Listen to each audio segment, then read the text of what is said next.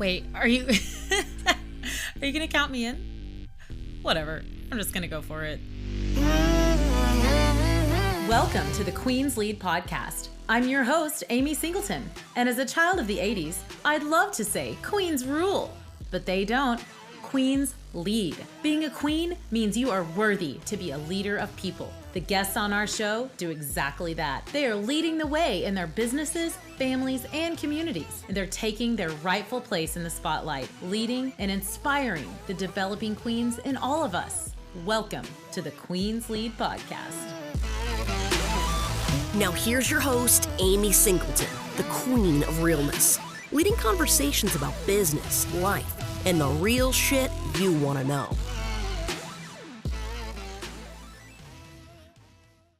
Welcome everybody back to another episode of the Queen's Lead podcast. Today, I am so excited. You guys have a huge treat. Today we have Nikki Roush. Now, I met this lady a couple of years ago, actually, at a mastermind in Dallas. When I first met her, I was the person going, sales, ew, what is that? And I would probably reckon to say that most of you, if I asked you right now, who likes sales? No one would raise their hand, right? Except for the people that have really figured it out, because I, like most of you, probably didn't really know what sales was. So I'm so excited to have Nikki here to tell us, what is sales? Can we redefine it? What does it really mean? And how can we start to love sales? I know that it's totally true because I have, thanks to some of Nikki's awesome training. So welcome, Nikki. That's a really long introduction. Please tell the audience who you are, where you're coming from. Thanks, Amy. I'm so excited to be here. So I'm Nikki Roush. My company is Sales Maven. I live in Boise, Idaho.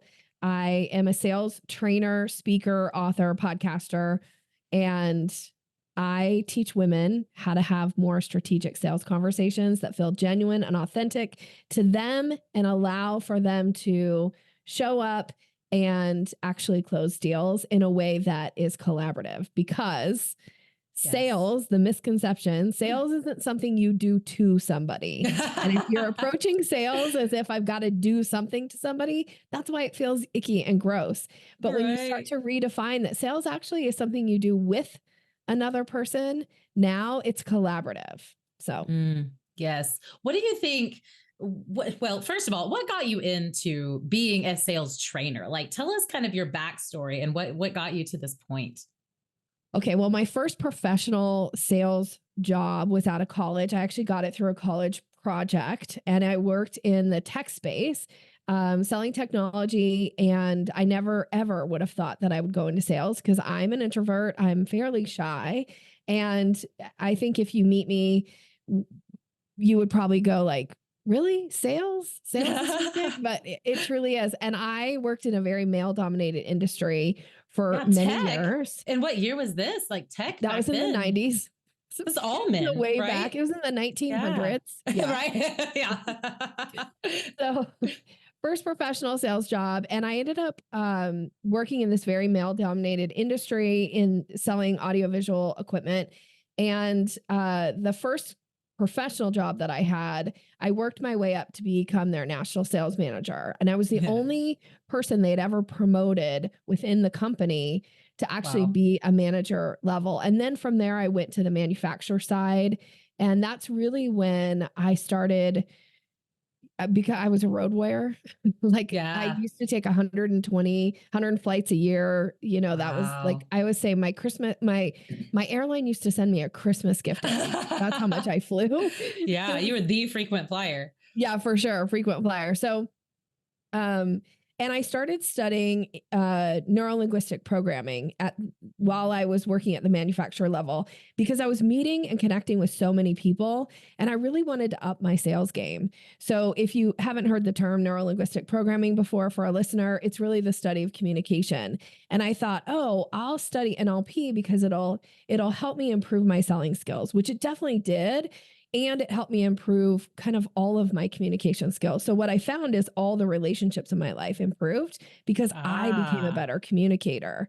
Wow. And so did that for many, many years, had a lot of success in, being a professional sales person. And I was at one point the top producing rep in North America for one of the largest companies in the world, and just really kicking butt there. And after many years of doing that, I was about to turn 40 and I started looking around going like, is this it? Like, is this all there's going to be for me? And I got really curious about that because I had, from the outside looking in, I had a very interesting life. I got to travel to exotic places. I got to take clients to really fun trips. I took clients to Mexico. I took clients to Japan. I took clients to the Super Bowl. Like I got to do all the fun stuff. Yeah. But it felt like there was something missing. And because I got really curious about that, I ended up leaving my corporate job and I went to help my NLP teacher at the time. She had moved up to Washington State. I was living in the Seattle area.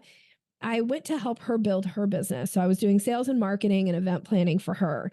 And that was when I first started networking with women. Because again, male dominated industry. Right. Like, Not wait, used there's to other getting to women in the spend time. workforce?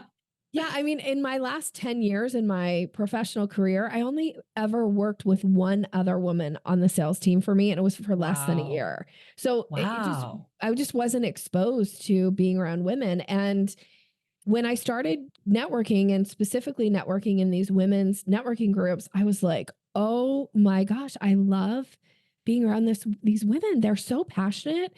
They are, making these huge contributions in their families and in their communities. And as I got to know more of them, I realized that a lot of them were struggling with the sales conversation. And that was something that to me felt natural and easy because I'd been doing it for so long and honing my own skills for so long.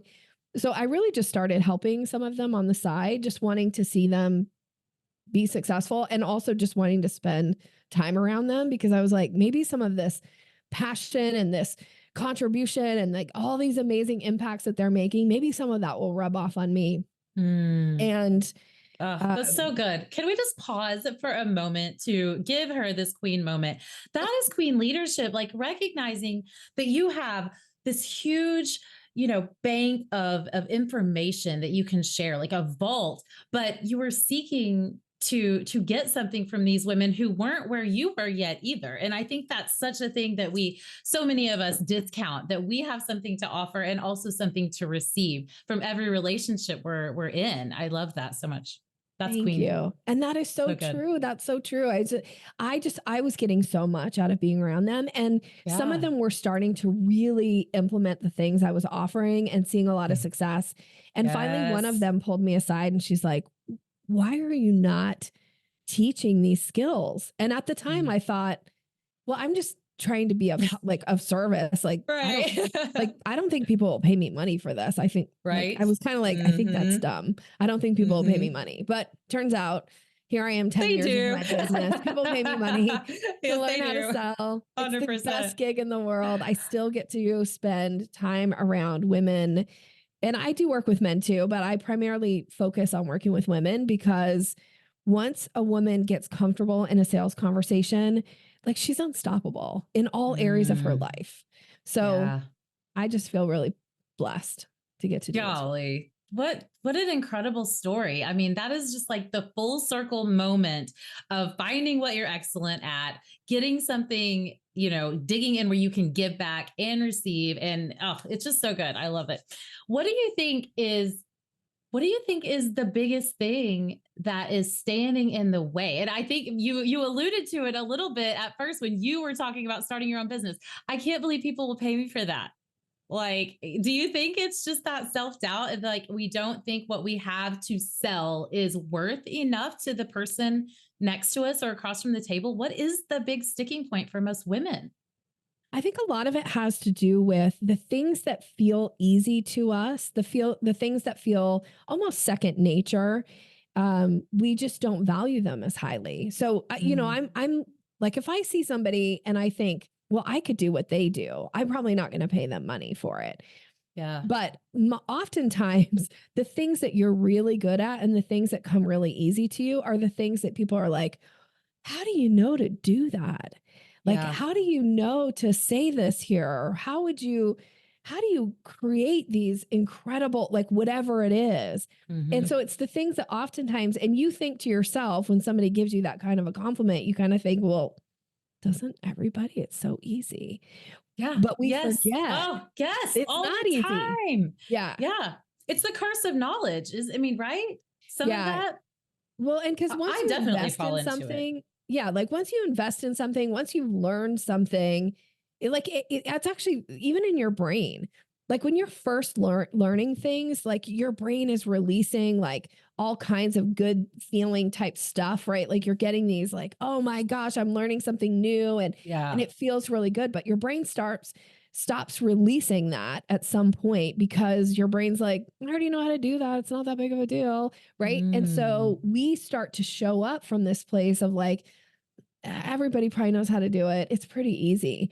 But yet you forget all the years that you studied or honed or practiced and all the expertise that you bring to the table because Yes. to you it feels second nature. And frankly, the Mhm. things that feel the easiest to you are usually things people pay you the most money for. Ah, isn't that wild? When you finally like slip into that zone of genius where you're working and things are easy and you can quit trying so hard, that's when you get paid the most. That's such a mental block for us to understand, but it's such the truth.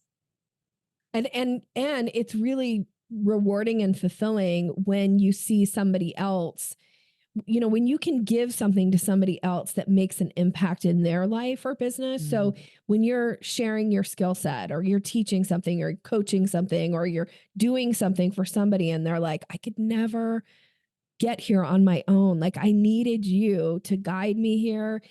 That Yes. to me is so incredibly rewarding and fulfilling because, yeah, it might seem easy to me, but to see somebody else's success, the impact that they can make as a result, that to me Yeah. is just priceless.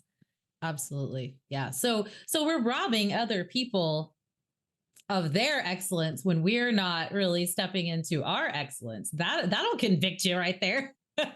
Yeah, and what's the saying? There's a saying about like when you allow your own light to shine, you give other people permission to do the same, Mhm. right? Like show up and let your light shine. And selling skills is something that I truly believe is crucial to your success. So even if you're like, I don't really ever want sales to feel like I don't want to be a professional salesperson. Okay, but if you can learn how to do it in a way that feels genuine and authentic, it Mhm. allows for you to make a bigger impact with the thing that is your gift and talent. Yes. Yes, absolutely. So let's talk a little bit about the some of that programming that you talk about, the neural linguistic programming, and kind of the process to this, because there is a framework that you Mm. have people follow, and a lot of that starts in like the discovery, right? Obviously Yeah. your sales starts from the very first interaction, right? The very first, whatever you would consider discovery, whether that's standing around and networking on a Zoom call, shaking hands. Talk to us about that framework, and kind of that the steps to the effective process. Okay. So I do teach a 5-step Mm, framework for a sales conversation. I call it the selling staircase. I actually wrote my yes. third book around it because I know from my background in neurolinguistic programming that once people have a structure, like a process to follow, it allows them to go, oh, I know where I am in the process. So I know what to do or say next. So it isn't Mm, about me handing you a script and go sound like a robot, sound like me. It gives you the freedom to have real conversations, but also understand how to be strategic in the conversation. So this 5-step mhm. process, the selling staircase, I break it down into 5 steps because I say it as a staircase because most people understand that you don't start at the bottom of a staircase and just hop up to the top step, right? Like that's Yeah. really unrealistic for most of us, unless you have an incredibly strong core. But most of us are like, I'm not going to start at the bottom step and try to Yeah. hop up to the top step of a staircase because chances are I'll bang my shins or it'll feel uncomfortable or, I might get hurt. Yeah. And the same for your clients. So your job is to just lead them one step at a time and to Mhm. guide through that conversation. So once you understand what step am I on, then you know what is the right thing to say or do here to move them to the next step. So I can go Oh, into as that's so much good. detail about the 5 steps as you want. Yeah. So you Give tell us the me. steps. If you can break Okay. down the Yeah. 5 steps real quick, like, okay, ladies, listen here, get out your notebooks. She's gonna give you the 5 steps. Of course, you can go get the book. Tell us the name of the book. It's called the selling staircase. It's the selling staircase. Yeah. And actually I have a gift for your audience at the end where I'll do a mini, like a little bit more mini in-depth training than what we're going to talk about in today's that will break down the steps for you too. So step one in the process is the introduction. So introduction, the idea here is to make a powerful first impression. Now this can happen through your website. This can happen through your marketing materials. This could happen when somebody meets you at an event, right? Like what are you doing to make a positive first impression? Because whether or not you like what I'm about to say, it's fact. People make judgments about you in the first few seconds and first few minutes of meeting you. So your job is to make a powerful first impression. That's step one. And once you do that, in that step, you can start to plant seeds that moves us to step two in the process, which is create curiosity. Now, most of the time when I ask business owners and women entrepreneurs, do you know how to create curiosity when you're talking about your product or your service, what it is that you do? They look at me like, what do you mean? But yet this is the most missed step in everything I teach. And yet, if you don't know how to create curiosity, it's so difficult to get somebody to the third step in the process. So really hard to earn somebody's business if you don't create curiosity. So curiosity is getting people to lean in, to want to know more, to ask questions. And there's ways to do this. And again, I'll go as much detail as you want, Amy, here, but just to get through the 5 steps. So first step, introduction. Second step, create curiosity. Then the next logical step is what I call discovery. Now, for some people, they call it their consult call. They call it the sales call. I really don't care what you call it. The reason I teach it as discovery is because the idea in this step is to understand, does this person have a problem or a need or a want? Do I have a solution that meets that need or want? Can I ask really smart questions here that allows that person to go, oh my gosh, just based on the questions that Amy's asking me, she knows what I need, or she's asking me questions I don't know the answers to, but I want to know those answers. So that starts to pique that like, oh, now I got to know, how do I work with Amy? So that's the point of the discovery. That's step 3. Step 4 is proposal. And in this step, this is where you're laying out your offer, your ways to work with you. Frankly, this is where the selling happens. So up until step 4, we're not selling, we're building relationship, we're building rapport, we're asking smart questions that gets people going like, what? Tell me more about that. Or what does that mean? Or how can you help me with this? Right? We want to get people going like, I want to hear your offer, right? I want to know how to work with you.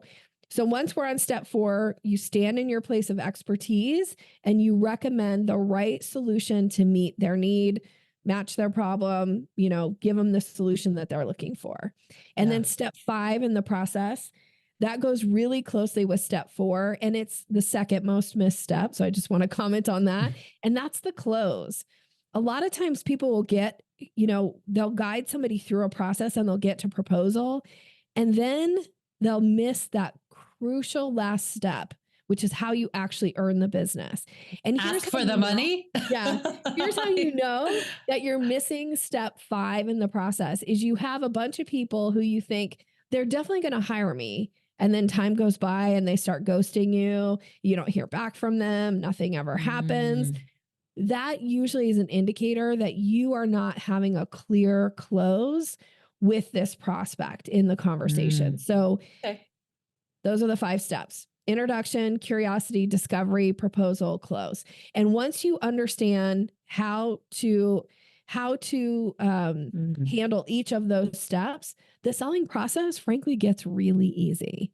It allows for you to go like, oh, sales isn't so bad. It's just conversation. And it should feel very conversational. Yeah. God, okay. The curiosity part. I'm curious about the curiosity part. Now, I have heard this presentation. I know you have.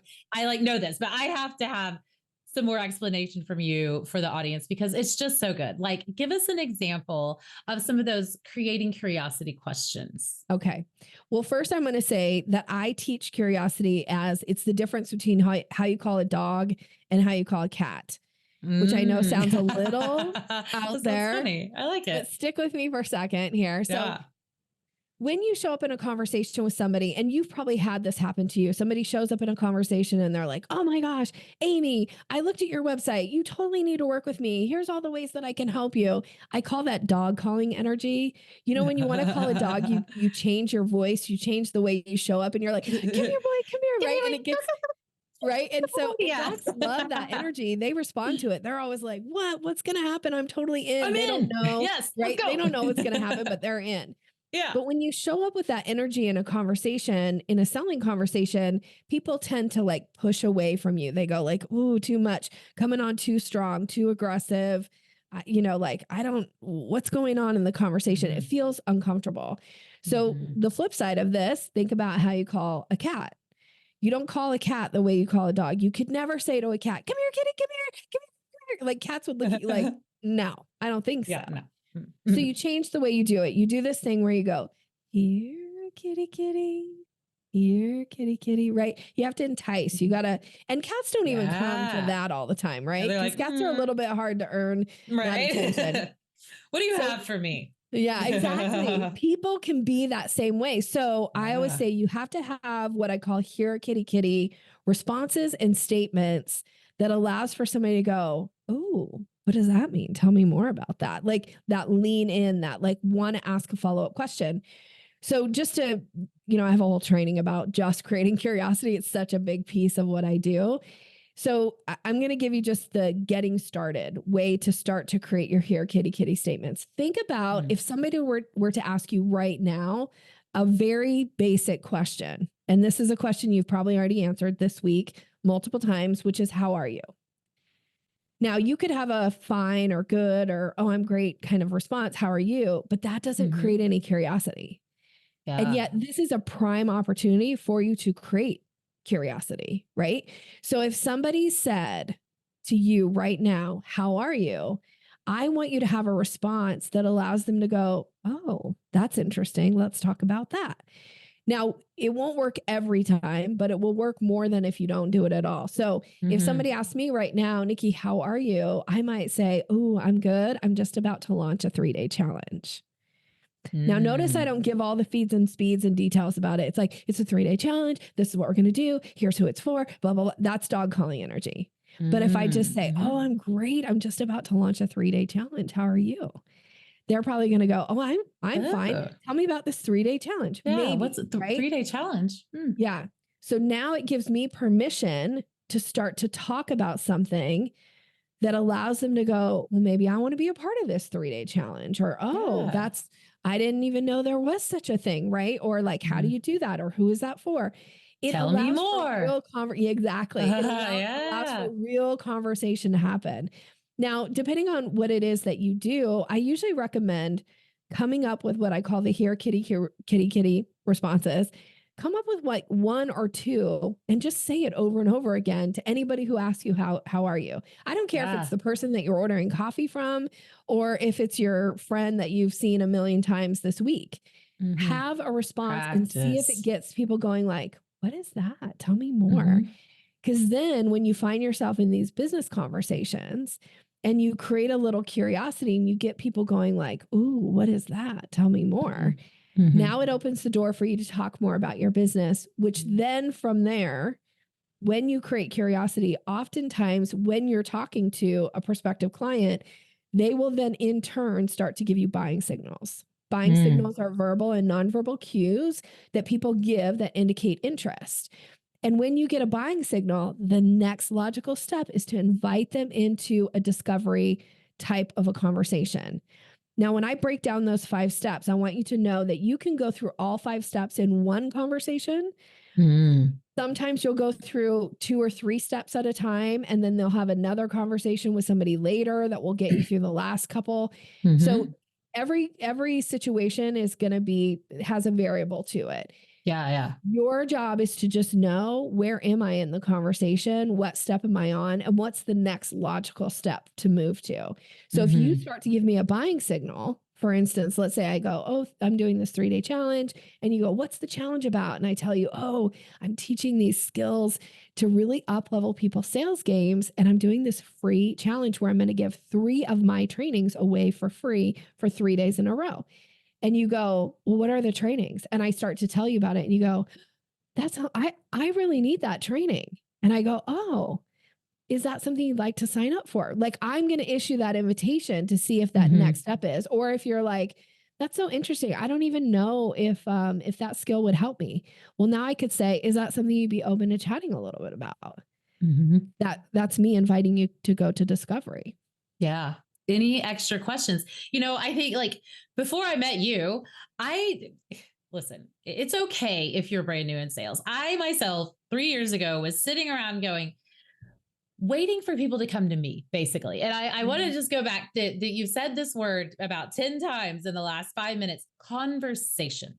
Yes. If you want to make sales, it is up to you to start conversations. And you can't expect to have a conversation if your mouth is always shut and you're never listening to people and you're just sitting in your office waiting for people to come to you because of your website or a referral.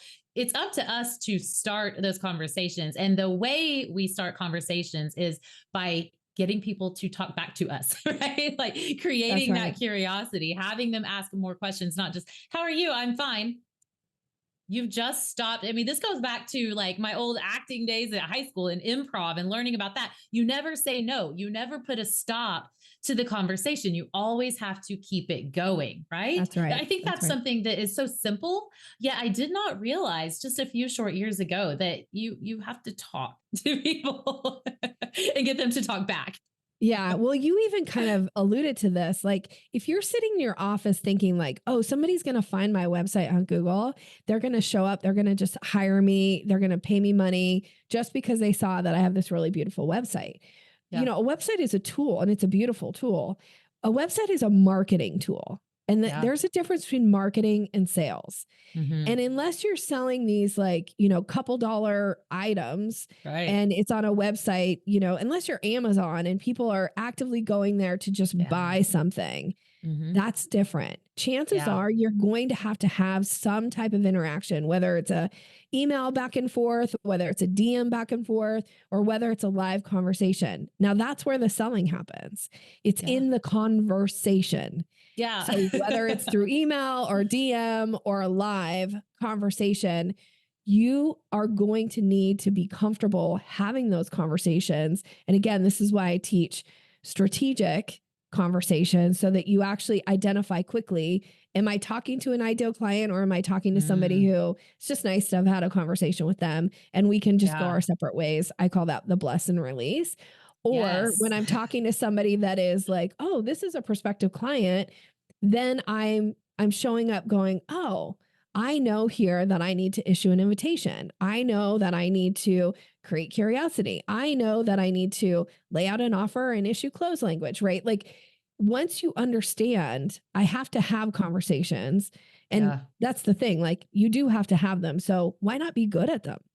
Why not master the conversation piece so that you get comfortable? And frankly, when you're comfortable in that conversation, your prospect feels better too. And it raises your credibility in the conversation versus talking to somebody who's like, I'm just trying to get off the phone with you as fast as possible because I hate having sales conversations. You send the message of like, I don't want your business unintentionally. I don't want your business. You're not a good, prospect for me, or I'm not the best person for you because I'm not confident about my product or service. Oh yeah. That's huge. That's such a big, big piece.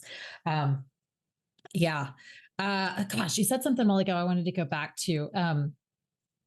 Being in front of the wrong people. So like I have definitely used this bless and release technique a lot since I met you, because I have a lot of conversations with people that aren't ready for our services, right?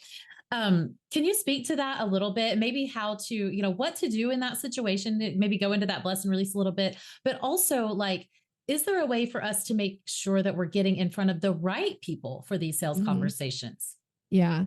Okay. So when you're having a conversation with somebody and you get a sense like this person is just not the right fit, or I don't want to work with them, or they're not ready for me, or whatever it is, it is absolutely okay to say at any point in the conversation, based on what you've shared so far, I get a sense that I'm not the right solution for what it is you're looking for. Or I get a sense that what we do isn't something that is a great fit for you right now.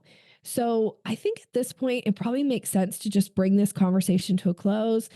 Please know you're welcome to reach out to me if and when these things happen, or these criteria are in place for you, or if you were to change your mind and you're looking for somebody who can help you with SEO or whatever it is, right?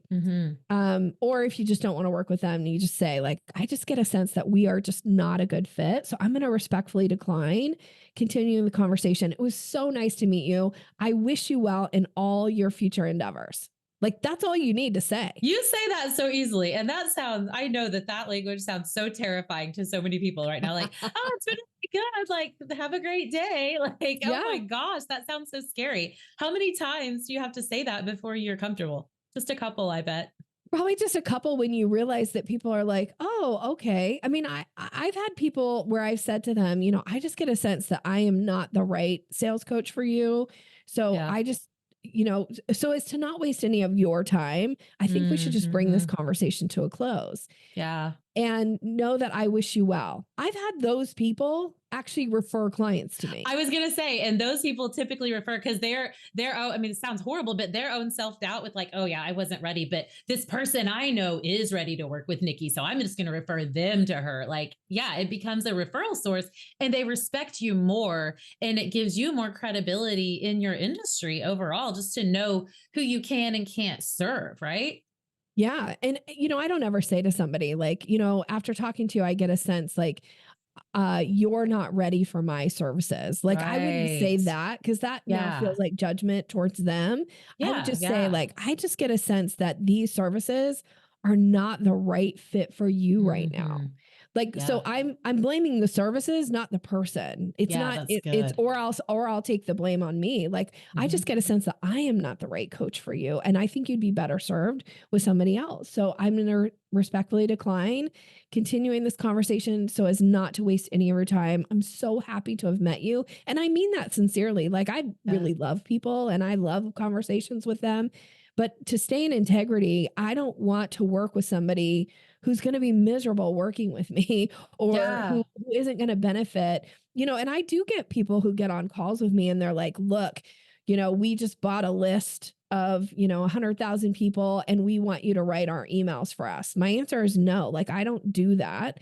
But if you get on a call with me and you go, hey, I'm committed to building relationships with people and I need some help in how to do that, then I can help you with that. But there are certain things like, we just want you to teach us how to, use our CRM better. Like, I'm not your coach for that. There's better coaches out for that.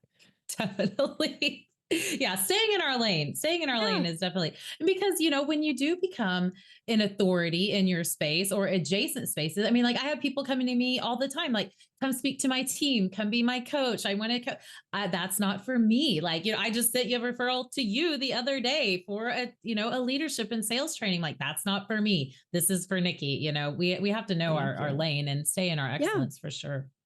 Yeah. Tell me, okay, I can believe this time's already almost done. Nikki and I talked for like 3 hours at like a Texas Ranger game about cooking and about Tavola ovens and air fryers. So like we could talk forever. But I don't want to get off this conversation before we talk a little bit about the close, because one thing you said to me that has stuck like in my brain forever is state your pricing like it's the time of day. That changed my mind, just blew my mind, totally changed my perspective. So can you talk a little bit about the close and talk a little bit about the close? Yeah. Okay. So when somebody asks you your price, you have to state it as if you're stating the time of day. If you act like you're like unsure, if you go, I don't know, or it depends, it sounds like you're kind of hiding something or you don't know, which isn't true. So when somebody asks you for your price, you're going to state your price and then you're going to follow up with closed language. So if somebody asks right now, like, Nikki, what's the price to be a part of your Sales Maven Society, which is my group coaching program, I would say it's $147 a month. Is that something you'd like to get signed up for? That's me closing. Now, by me closing, it allows for you to go, do I want to do this or not? And if I put the decision in front of you, your brain will want to make a decision. Doesn't mean you will make it, but your brain's more likely to make a decision. If I just say the price is $147 a month and leave it there, you're like, okay, I don't know what to do with that. Right? Like you might go think about it, but chances of you actually signing up for it are slim to none. But if I issue the invitation in the form of a close, then your brain's more likely to go, oh, not for me, or maybe I want to try that out. Maybe I do want to do that. Yeah. Oh, that's so good. Yeah. So be willing to issue close language. Anytime you give pricing, anytime you put an offer in front of somebody, anytime somebody asks you about working with you, you want to always follow up with some type of an invitation / close language. So it's can be something as simple as, how would you like to pay for that? Or would you like to get started today? Or should we get our first appointment scheduled? Or like issue some kind of close language. If you don't, I guarantee you're leaving money on the table. And people are walking away from conversations with you feeling unsatisfied with the conversation. Ooh. And you don't want to leave people feeling unsatisfied, because it's not up to them to know what to do next with you. It's up to you to make it clear what the right next step is for them. You've got to earn the business. Oh, that's so good. That's so good. So if you're in like an industry that is what I would consider a one call close, like it's not a long sales cycle. It doesn't take a lot of stuff to make that decision. But in my industry, people are taking a longer time to decide on their marketing strategy for a year long or something like that. So, if I recall, one of the things you said in that type of situation with a longer sales process is, if you're not closing on that initial call, never leave that call without a next step, right? Like without a next appointment to talk about the close, right? Yep. So if somebody says, well, we're just gathering information at this point, or we need to think about it, or I need to talk to my business partner, or whatever it is. Yeah. What then? I want you to schedule what I call the circle back close, or the circle back call. Sorry, the circle back call. So I want you to say to them, great, when will you have that conversation? Let's go ahead and schedule a time now on our calendars. That way I can answer any additional questions that come up, and we can talk about next steps for working together. And then you get that call scheduled on your calendar and theirs, so that you're not in this place of, should I call them today or should I wait? Should I send an email? What should I say in the email? Like anytime you're wasting a bunch of time and energy going round and round in your head of like, I don't know what to do next, it's a time suck for you. And most of us, the thing that we can never buy more of is time. So let's be efficient with our time, and let's make it easy for the prospect, because once they see like, oh, I've got a time to talk to Amy on Friday. Now they're probably going to actually do something. They're going to talk to their partner, or they're going to review whatever it is that they need. And then when you get on the call with them, you increase your chances of earning the business. Now, if they have that talk with their partner and decide they're not going to work with you, chances are they're going to cancel that circle back call. And that's okay. But if you're like, I'll call you next week. If you say to me, I'll call you next week, I can guarantee you will not get me on the phone. Because if you're not on my calendar, I live and breathe my calendar. If you're not on my calendar, I don't answer my calls. Like those go right to voicemail. And when am I going to call you back? I don't know. I don't have time on my schedule to do it.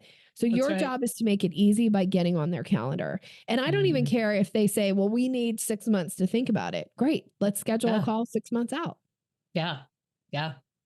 Keep the conversation going, right? Keep the conversation Always going. next steps. Always next steps. God, that's so good.